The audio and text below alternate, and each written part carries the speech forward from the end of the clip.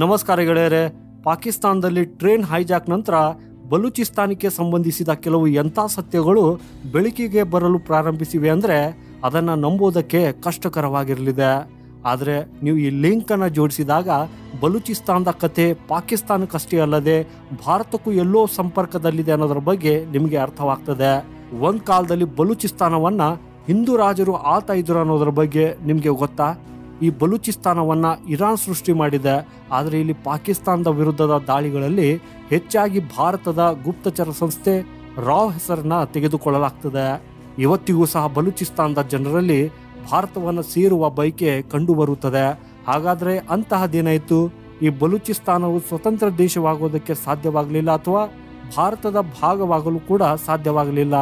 ಇವತ್ತಿಗೆ ಹೊರಬರುತ್ತಿರುವ ಈ ಸುದ್ದಿಗಳು ಬಲೂಚಿಸ್ತಾನ್ ಭಾರತಕ್ಕೆ ಸೇರಲಿದೆ ಅನ್ನೋ ಪ್ರಶ್ನೆಯನ್ನ ಹುಟ್ಟಾಕ್ತಾ ಇದೆ.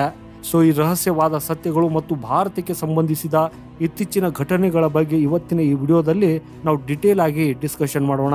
ಆದರೆ ಮುಂದೆ ಹೋಗುವ ಮೊದಲು ಈ ವಿಡಿಯೋನ ಲೈಕ್ ಮಾಡಿ ಮತ್ತು ಚಾನೆಲ್ ಸಬ್ಸ್ಕ್ರೈಬ್ ಆಗಿ.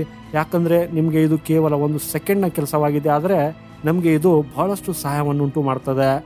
ಸೊ ಗೆಳೆಯರೆ, March 11, 2025 Baloch liberation army BLA ಪಾಕಿಸ್ತಾನದಲ್ಲಿ ಜಾಫರ್ ಎಕ್ಸ್ಪ್ರೆಸ್ ರೈಲನ್ನು ಹೈಜಾಕ್ ಮಾಡಿದ್ದು. ಈ ರೈಲಿನಲ್ಲಿ 400ಕ್ಕೂ ಹೆಚ್ಚು ಪ್ರಯಾಣಿಕರಿದ್ದರು.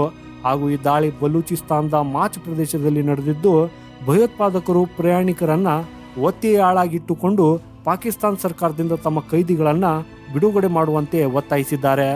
ಆದರೆ ಪಾಕಿಸ್ತಾನ ಇಲ್ಲಿ ನೇರವಾಗಿ ಭಾರತವನ್ನು ದೂಷಿಸಿದೆ.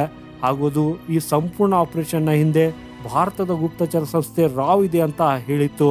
ಈ ಆರೋಪಗಳನ್ನು ಸಂಪೂರ್ಣವಾಗಿ ಭಾರತ ತಿರಸ್ಕರಿಸಿದರೂ ಕೂಡ ಈ ಘಟನೆಯು ಜಗತ್ತಿನ ಮುಂದೆ ಅನೇಕ ಹಳೆಯ ರಹಸ್ಯಗಳನ್ನು ಬಹಿರಂಗಪಡಿಸಿದೆ. ಈಗ ಈ ಮ್ಯಾಪ್ ಅನ್ನು ಸ್ವಲ್ಪ ಗಮನವಿಟ್ಟು ನೋಡಿ. ಕೆಂಪು ಮತ್ತು ಹಸಿರು ಬಣ್ಣಗಳಲ್ಲಿ ಹೈಲೈಟ್ ಮಾಡಲಾದ ಪ್ರದೇಶವು ಪಾಕಿಸ್ತಾನದ ಒಂದು ಭಾಗವಾಗಿದೆ.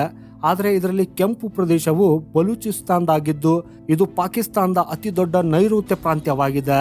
ಗೆಳೆಯರೆ, ನಿಮ್ಗಿದು ಗೊತ್ತಾ? ಒಂದು ಕಾಲದಲ್ಲಿ ಇದು ಬ್ರಿಟಿಷ್ ಭಾರತದ ಭಾಗವಾಗಿತ್ತು. ಹಾಗೂ ಇದಕ್ಕಿಂತ ದೊಡ್ಡ ಸತ್ಯವೆಂದರೆ ಸ್ವತಃ ಬಲೂಚಿಸ್ತಾನ್ ಭಾರತದಲ್ಲಿ ಸೇರುವುದಕ್ಕಾಗಿ ಬಯಸ್ತಾ ಇತ್ತು. 1540 ಬಗ್ಗೆ ಹೇಳುವುದಾದರೆ ಭಾರತದಲ್ಲಿ ಮೊಘಲರ ಯುಗವಿತ್ತು. ಬಾಬರ್ ಮೊಮ್ಮಗ ಹುಮಾಯೂನನನ್ನ ಬಿಹಾರದ ಶೇರ್ ಶಾ ಸೂರಿ ಅವರು ಯುದ್ಧದಲ್ಲಿ ಸೋಲಿಸಿದರು. ಆನಂತರ ಹುಮಾಯೂನ್ ಪರ್ಷಿಯಾ, ಇರಾನ್ಗೆ ಪಲಾಯನ ಮಾಡಬೇಕಾಯಿತು. 1545 ಶೇರ್ ಶಾ ಸೂರಿ ಮರಣ ಹೊಂದಿದಾಗ ಹುಮಾಯೂನ್ ಈ ಅವಕಾಶವನ್ನು ಬಳಸಿಕೊಂಡು ಭಾರತದಲ್ಲೇ ಮತ್ತೆ ಅಧಿಕಾರವನ್ನು ಪಡೆಯುವುದಕ್ಕಾಗಿ ಯೋಜಿಸಿದ್ದು. ಬಲೂಚಿಸ್ತಾನ್ ಸಹಾಯದಿಂದ ಹುಮಾಯೂನ್ 1555 ದೆಹಲಿಯ ಮೇಲೆ ಮತ್ತೆ ಹಿಡಿತ ಸಾಧಿಸಿದ್ದು.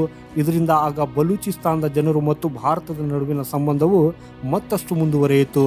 ಬಲೂಚಿಸ್ತಾನದ ಒಂದು ಭಾಗವನ್ನು ಸೇವಾ ವಂಶವು ಆಳ್ತಾ ಇದ್ದು ಇದನ್ನು ಹಿಂದೂ ರಾಜವಂಶವೆಂದು ಪರಿಗಣಿಸಲಾಗ್ತಾ ಇತ್ತು.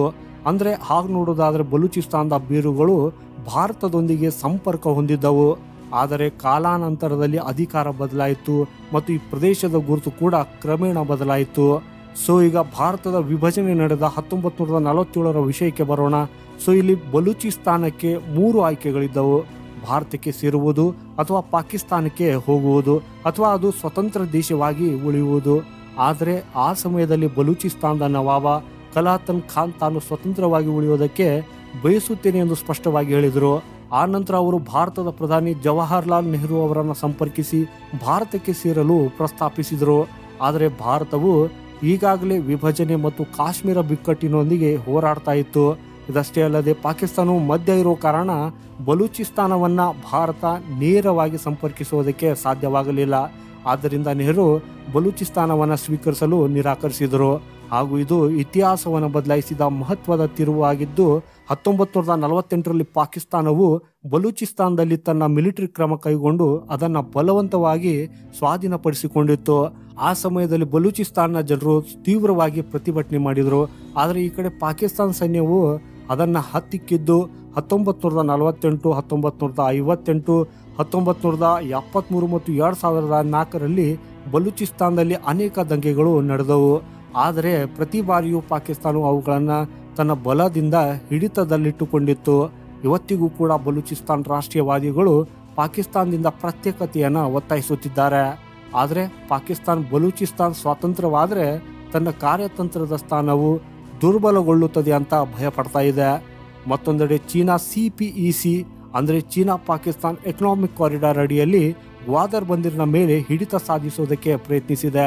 ಆದರೆ ಬಲೂಚ್ ಬಂಡುಕೋರರು ಇದಕ್ಕೆ ವಿರುದ್ಧವಾಗಿದ್ದಾರೆ. ಚೀನಾದ ಈ ಯೋಜನೆಯಿಂದ ಪಾಕಿಸ್ತಾನಕ್ಕೆ ಲಾಭವಾಗಬಹುದು, ಆದರೆ ಬಲೂಚ್ ಜನರು ಇದರಿಂದ ನಷ್ಟವನ್ನು ಮಾತ್ರ ಅನುಭವಿಸುತ್ತಾರೆ. ಇದೇ ಕಾರಣಕ್ಕಾಗಿ ಬಲೂಚ್ ಬಂಡುಕೋರರು ಪಾಕಿಸ್ತಾನ ಮತ್ತು ಚೀನಾ ಇವೆರಡರ ವಿರುದ್ಧವೂ ಶಸ್ತ್ರಾಸ್ತ್ರಗಳನ್ನು ಕೈಗೆತ್ತಿಕೊಂಡಿದ್ದಾರೆ. ಈಗ ಪ್ರಶ್ನೆ ಏನಂದ್ರೆ, ಭಾರತ 1947ರಲ್ಲಿ ಬಲೂಚಿಸ್ತಾನವನ್ನು ತನ್ನ ಹತ್ರ ಪಡೆದಿದ್ರೆ ಇಂದಿನ ಸೌತ್ ಏಷ್ಯನ್ ಪಾಲಿಟಿಕ್ಸ್ ವಿಭಿನ್ನವಾಗಿರ್ತಿತ್ತ? ಹೌದು, ಬಲೂಚಿಸ್ತಾನದ ಭೌಗೋಳಿಕ ಸ್ಥಳವು ಭಾರತಕ್ಕೆ ಮಿಡಲ್ ಈಸ್ಟ್ಗೆ ನೇರ ಪ್ರವೇಶವನ್ನು ನೀಡಬಹುದಿತ್ತು. ಇದು ಖನಿಜ ಸಂಪತ್ತಿನಿಂದ ತುಂಬಿದೆ. ನ್ಯಾಚುರಲ್ ಗ್ಯಾಸ್, ಕಲ್ಲಿದ್ದಲು, ಚಿನ್ನ, ತಾಮ್ರ ಮತ್ತು ಯುರೇನಿಯಂ ನಿಕ್ಷೇಪಗಳಿವೆ.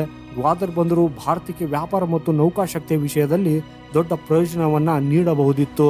ಸೊ ಈಗ ಭವಿಷ್ಯದಲ್ಲಿ ಬಲೂಚಿಸ್ತಾನ್ ಭಾರತಕ್ಕೆ ಹತ್ತಿರವಾದರೆ ಅದು ಜಗತ್ತಿನಲ್ಲಿ ಸಂಚಲನವನ್ನುಂಟು ಮಾಡಬಹುದು. ಹಾಗಾಗಿ ಚೀನಾ ಅದನ್ನು ವಿರೋಧಿಸುತ್ತದೆ. ಪಾಕಿಸ್ತಾನವು ಅದನ್ನು ಯುದ್ಧಕ್ಕೆ ಕಾರಣವಾಗಿಸಬಹುದು. ಹಾಗೂ ಅಮೆರಿಕ, ರಷ್ಯಾದ ಪ್ರತಿಕ್ರಿಯೆ ಬಗ್ಗೆ ಹೇಳೋದಾದರೆ ಅದರಿಂದ ಅವರಿಗೆ ಏನು ಲಾಭವಾಗಲಿದೆ ಅನ್ನೋದರ ಮೇಲೆ ಅವಲಂಬಿಸಿರುತ್ತದೆ. ಆದರೆ ಈಗ ಇಲ್ಲಿ ಪ್ರಶ್ನೆ ಏನಂದರೆ, ಭಾರತ ಬಲೂಚಿಸ್ತಾನದ ಸ್ವಾತಂತ್ರ್ಯವನ್ನು ಬೆಂಬಲಿಸಬೇಕೆ ಅಥವಾ ಪಾಕಿಸ್ತಾನದ ಆಂತರಿಕ ವಿಷಯವೆಂದು ಪರಿಗಣಿಸಿ ಮೌನವಾಗಿರಬೇಕೆ? ನಿಮ್ಮ ಅಭಿಪ್ರಾಯವನ್ನು ಕಮೆಂಟ್ಗಳಲ್ಲಿ ಬರೆದು ನಮಗೆ ತಿಳಿಸಿ.